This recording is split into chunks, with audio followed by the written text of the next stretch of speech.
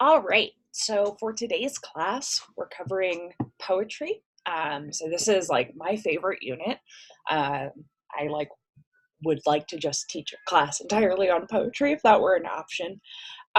So I made a really lousy, quick little slideshow just to kind of review the literary and poetic terms that were more newly introduced in this unit, and then talk a little bit about the poetic forms.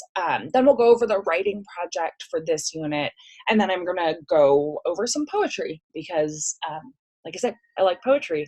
And then I'll even share a little couple of, I don't know, fun things and read some of my own poetry. Toot my own horn a little bit there. All right, so here's my really lousy, really quickly put together slideshow. So imagery, right? We already know about imagery. I'm going to read a poem by William Carlos Williams. That is like a perfect example of imagery. So this is called Proletarian Portrait. A big, young, bareheaded woman in an apron, her hair slicked back, standing on the street, one stockinged foot toeing the sidewalk, her shoe in her hand, looking intently into it.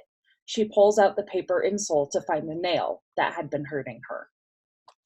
So, very much an image is going on with what William Carlos Williams is doing there.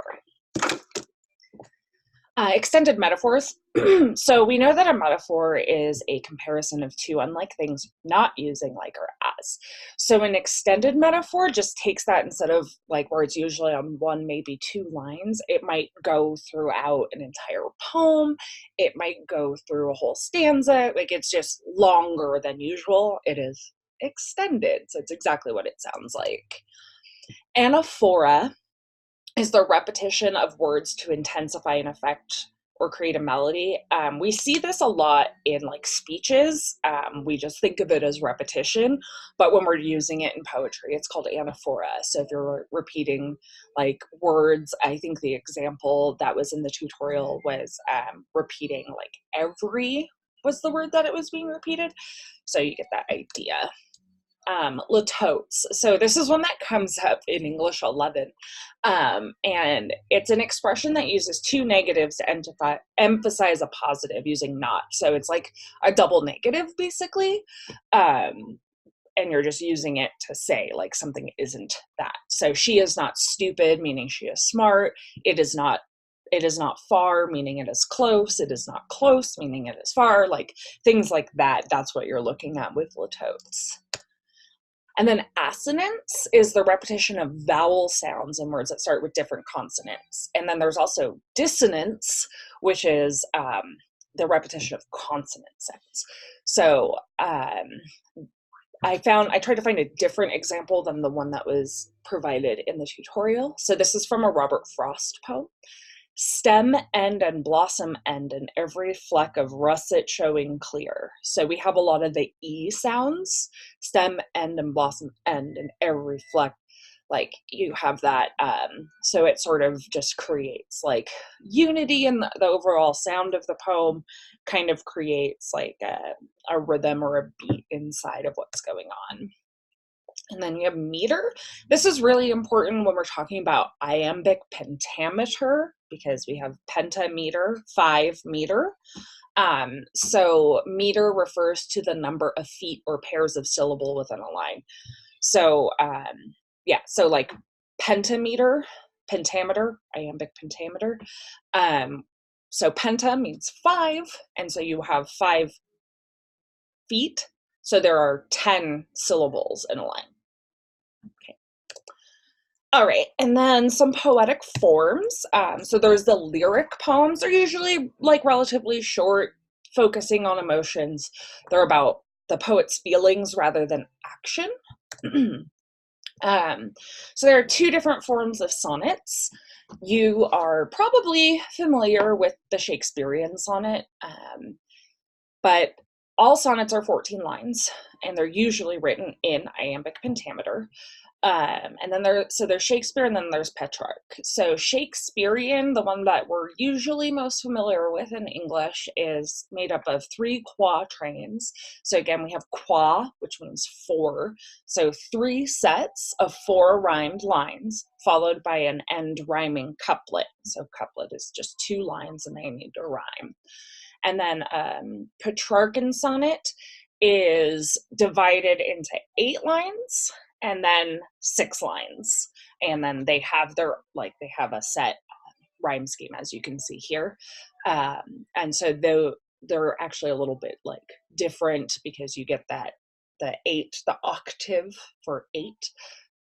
That's 8, raises the question, and then the end replies to that question. So that's sort of like really the difference in the Shakespearean and Petrarchan is like how they are set up, but they are still 14 lines and almost always written in iambic pentameter.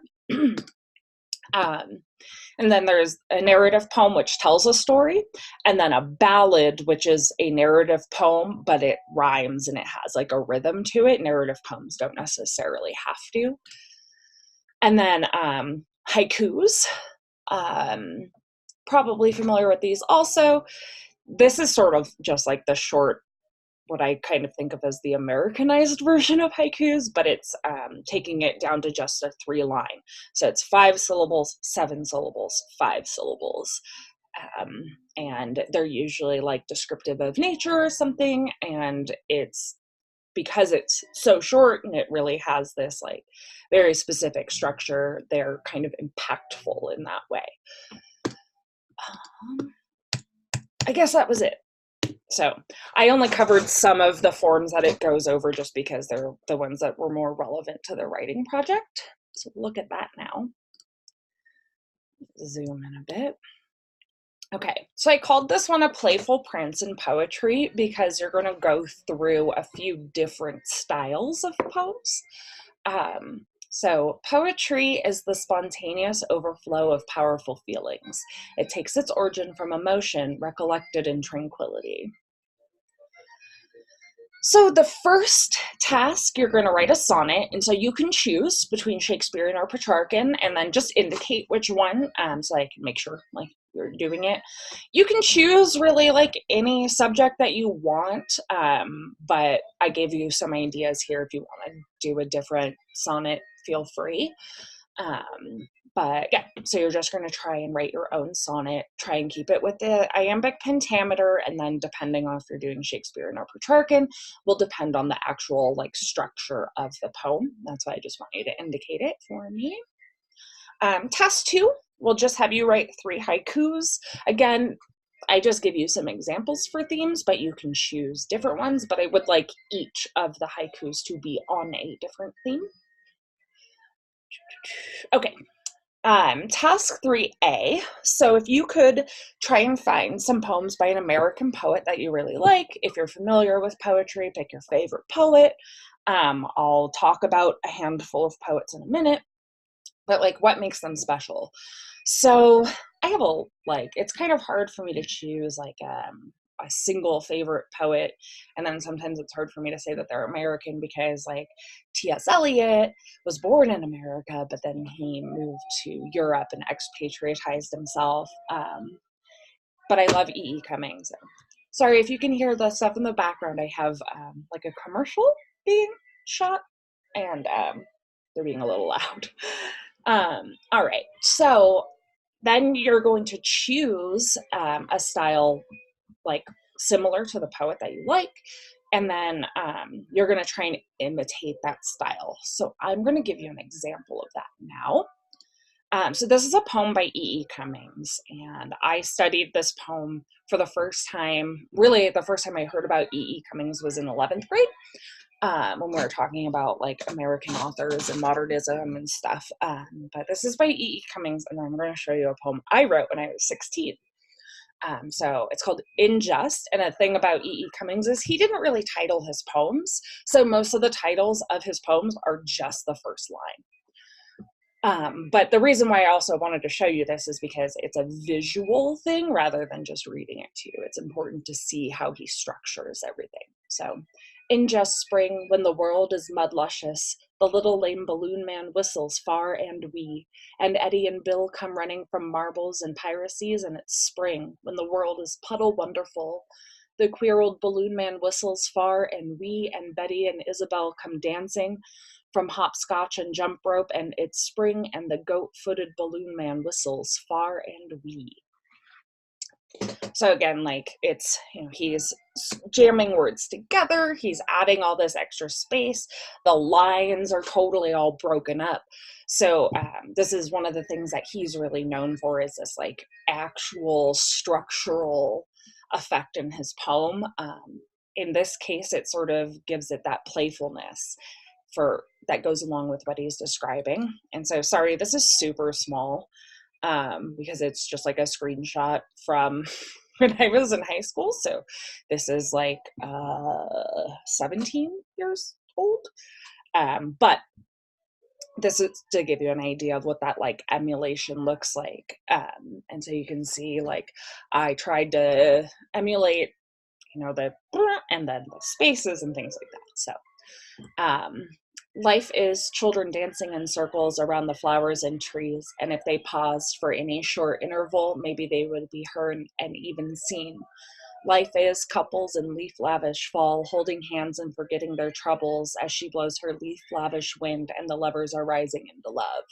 And then, life is when the new lovers turn into old children and dance, never ever ceasing, and the lovers in the leaf-lavish wind will sleep and smell the roses. So. Just to give you an idea of something like that.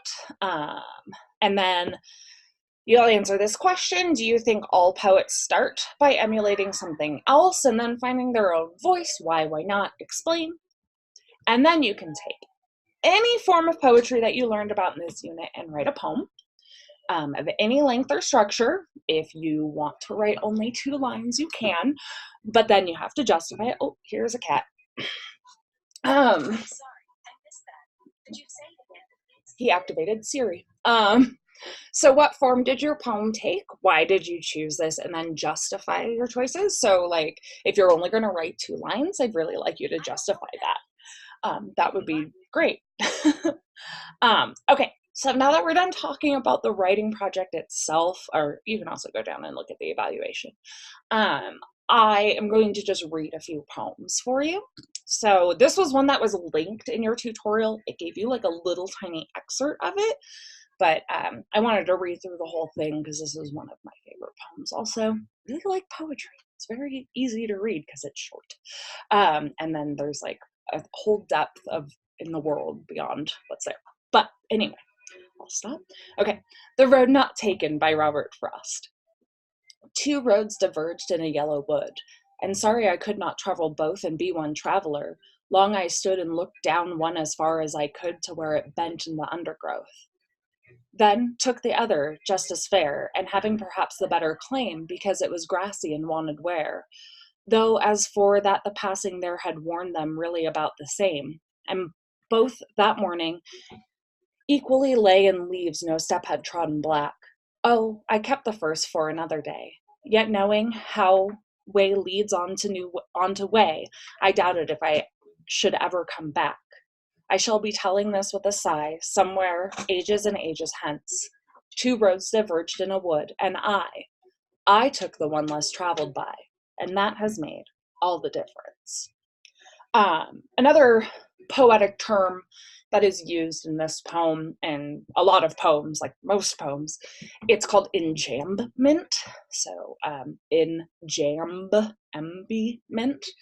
and it's when it's like if you were to write a sentence on one line and then just break it and move it below. So you'll see that like right here, like this, there's a bunch of enjambment here. So, and sorry I could not travel both and be one traveler. The fact that it continues from that second line into the third one, that continuation is enjambment because there's no punctuation. So when you're reading it, you don't take a pause there. And so I try to make sure that I read things correctly when I do it, but sometimes it's hard. But yeah, that's called enjambment. So fun thing to learn. Okay. The rest of the poems that I have are screen poems. I'm just going to read from some books. So I'm going to stop sharing my screen, and then you have to look at my face. Sorry. Hold on. Let me do my. I don't remember how to make non-video participants go away on the screen.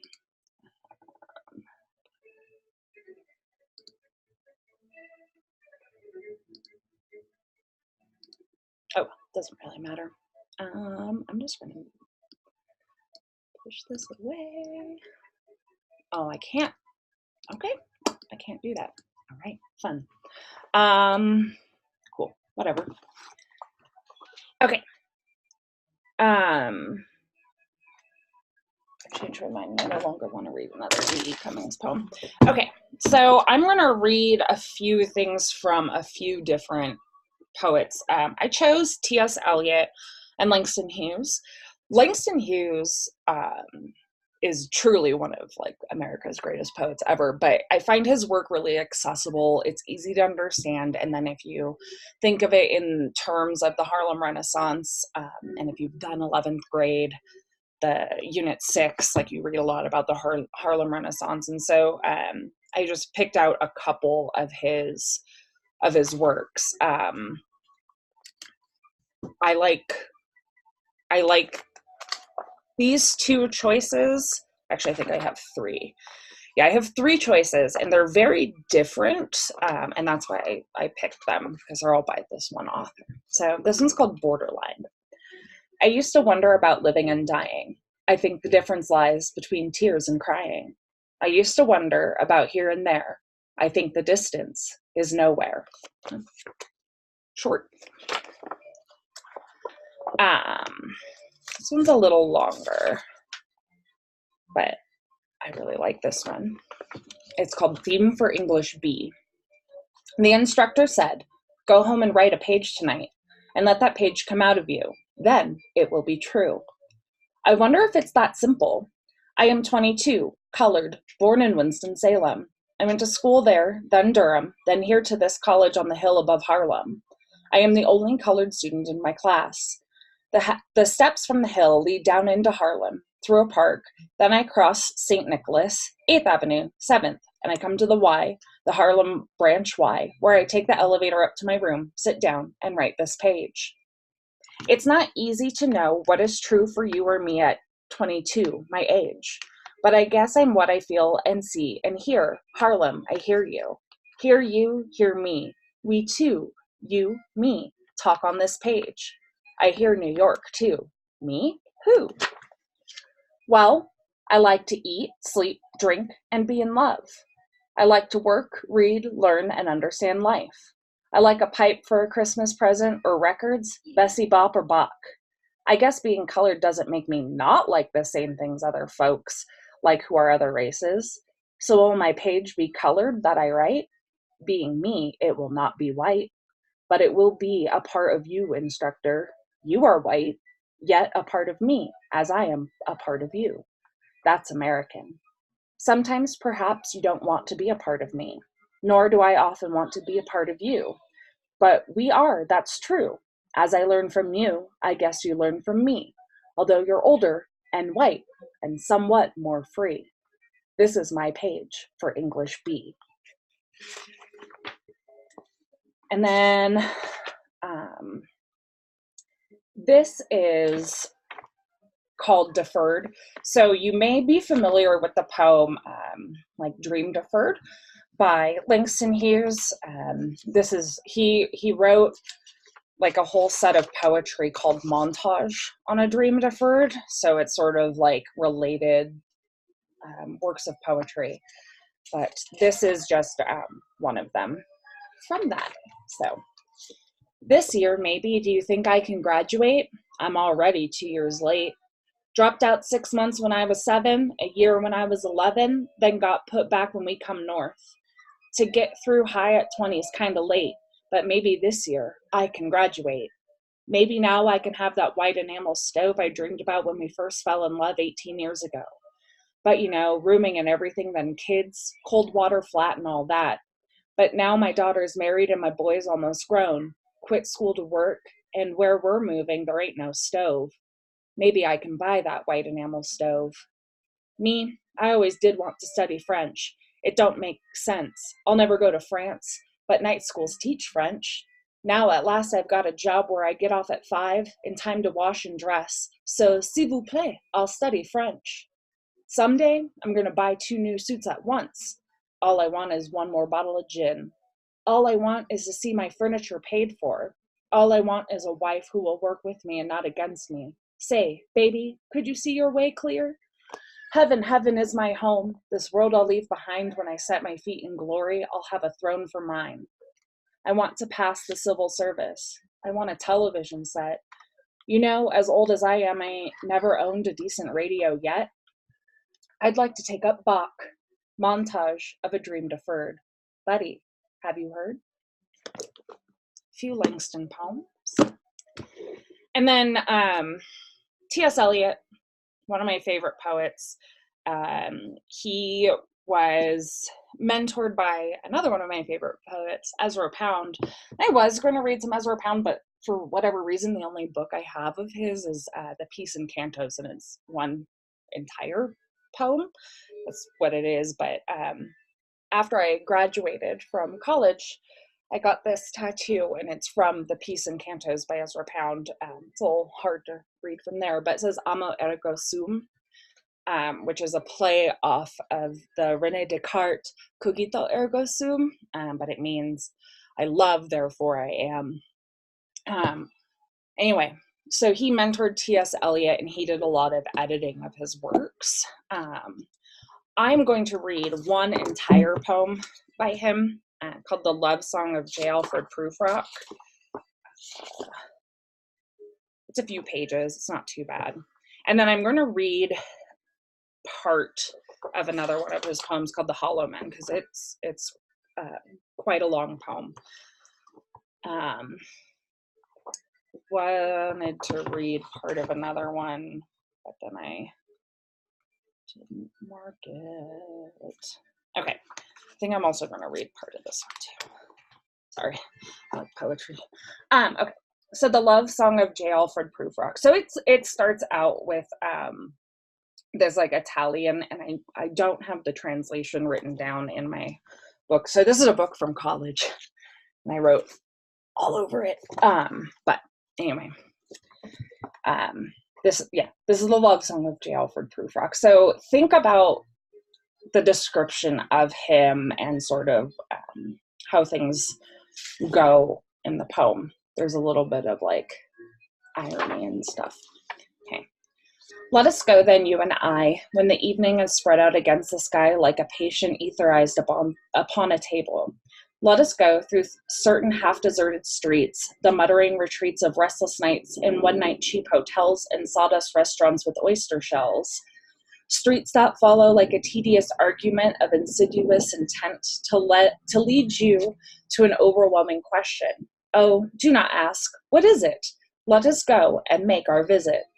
In the room, the women come and go, talking of Michelangelo.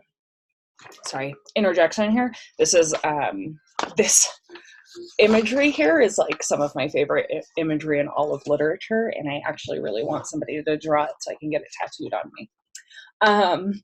The yellow fog that rubs its back upon the window panes, the yellow smoke that rubs its muzzle on the window panes, licked its tongues into the corner of the evening, lingered upon the pools that stand in drains, let fall upon its back the soot that falls from chimneys, slipped by the terrace, made a sudden leap, and seeing that it was a soft October night, curled once about the house and fell asleep. And indeed, there will be time for the yellow smoke that slides along the street, rubbing its back upon the window panes. There will be time to prepare a face to meet the faces that you meet. There will be time to murder and create, and time for all the works and days of hands that lift and drop a question on your plate. Time for you and time for me, and time yet for 100 indecisions and for 100 visions and revisions before the taking of a toast and tea. In the room, the women come and go, talking of Michelangelo. And indeed, there will be time to wonder, do I dare and do I dare? Time to turn back and descend the stair with a bald spot in the middle of my hair. They will say, how his hair is growing thin. My morning coat, my collar mounting firmly to the chin, my necktie rich and modest, but asserted by a simple pin. They will say, but how his arms and legs are thin. Do I dare disturb the universe? In a minute, there is time for decisions and revisions, which a minute will reverse. For I have known them all already, known them all. I have known the evenings, mornings, afternoons. I had measured out my life with coffee spoons. I know the voices dying with a dying fall beneath the music from the further room. So how should I presume? And I have known the eyes already, known them all. The eyes that fix you in a formulated phrase. And when I am formulated sprawling on a pin, when I am pinned and wriggling on the wall, then how should I begin to spit out all the butt ends of my days and ways? And how should I presume? And I have known the arms already, known them all.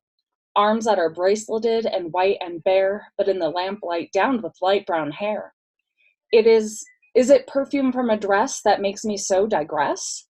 Arms that lie along the table or wrap about a shawl. And then should I presume? And how should I begin? Shall I say, I have gone at dusk through narrow streets and watched the smoke that rises from pipes of lonely men in shirt sleeves leaning out of windows? I should have been a pair of ragged claws scuttling across the floors of silent seas. And the afternoon, the evening sleeps so peacefully, smoothed by long fingers, asleep, tired, or it malingers. Stretched on the floor here beside you and me, should I, after tea and cakes and ices, have the strength to force the moment to its crisis? But though I have wept and fasted, wept and prayed, though I have seen my head, grown slightly bald, brought in upon a platter, I am no prophet, and here's no great matter. I have seen the moment of my greatness flicker, and I have seen the eternal footman hold my coat and snicker, and in short, I was afraid. And it would have been worth it, after all, after the cups, the marmalade, the tea, among the porcelain, among some talk of you and me. Would it have been worthwhile to have bitten off the matter with a smile, to have squeezed the universe into a ball to roll it towards some overwhelming question, to say, I am Lazarus come from the dead, come back to tell you all, I shall tell you all. If one, settling a pillow by her head, should say, that is not what I meant at all, that's not it, at all. And it would have been worth it, after all, would have been worthwhile, after the sunsets and the dooryards and the sprinkled streets, after the novels, after the teacups, after the skirts that trail along the floor. And this, and so much more? It is impossible to say just what I mean. But as if a magic lantern threw the nerves and patterns on a screen, would it have been worthwhile if one, settling a pillow or throwing off a shawl and turning towards the window, should say, that is not it at all. That is not what I meant at all. No, I am not Prince Hamlet, nor was meant to be. Am an attendant lord, one who will to swell a progress, start a scene or two, advise the prince, no doubt an easy tool, deferential, glad to be of use, politic, cautious, and meticulous, full of high sentence, but a bit obtuse, at times indeed, almost ridiculous, almost at times the fool. I grow old. I grow old. I shall wear the bottoms of my trousers rolled. Shall I part my hair behind? Do I dare eat a peach? I shall wear white flannel trousers and walk upon the beach. I have heard the mermaids singing, each to each. I do not think that they will sing to me. I have seen them riding seaward on the waves, combing the white hair of the waves brown black back, when the wind blows the water white and black. We have lingered in the chambers of the sea, by sea girls wreathed with seaweed red and brown, till human voices wake us and we drown. It's a love song of J. Prufrock. I'm only going to read the first stanza of the beginning of this poem called The Wasteland. This is probably my most marked up poem because it's really intense. There's a really significant amount of allusion. There's a lot of allusion in the love song of J. Prufrock too, but this poem is 5 parts, and it's about 15 pages. So I'm just going to read the first one, but this also pops up in your tutorial. just the beginning. So this part 1 of The Wasteland is called The Burial of the Dead. April is the cruelest month, breeding lilacs out of dead land, mixing memory and desire, stirring dull roots with spring rain. Winter kept us warm, covering earth in forgetful snow, feeding a little life with dried tubers. Summer surprised us, coming over the Starnbergie with a shower of rain. We stopped in the colonnade and went on in sunlight into the Hofgarten and drank coffee and talked for an hour. This is in German, and I'm not sure what my note says. I'm not sure if, I don't think I have a translation there, but bin gar kinderson stam aus Luten ek dusch. And when we were children, staying at the Archduke's, my cousin's, he took me out on a sled and I was frightened. He said, Marie, Marie, hold tight, and down we went. In the mountains, there you feel free. I read much of the night and go south in winter. It's just the beginning of The Wasteland, and